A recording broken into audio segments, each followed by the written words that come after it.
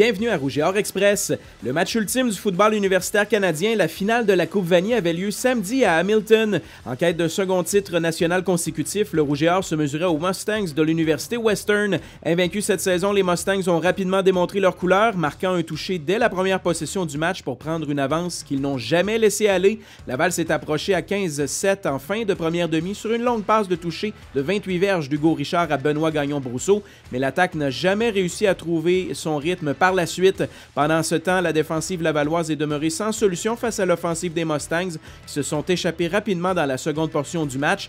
La 10e Coupe Vanier du Rouge et Or attendra. C'était seulement la deuxième défaite en 11 finales canadiennes pour l'Université Laval.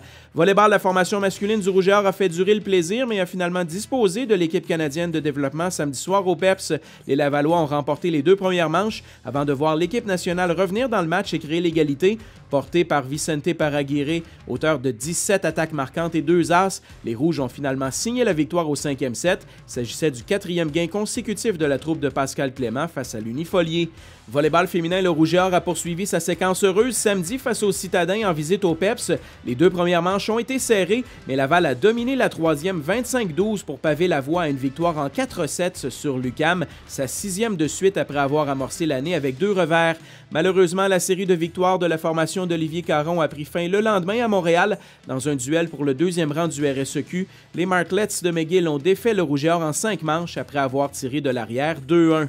Basketball, les hommes en ont collé une 3e de suite, à nouveau de façon plus que convaincante jeudi soir à Montréal. Le Rouge et Or a écrasé les Citadins 88-52, menés par les 21 points de Françon Demosthène et le double-double de Joël Moamba.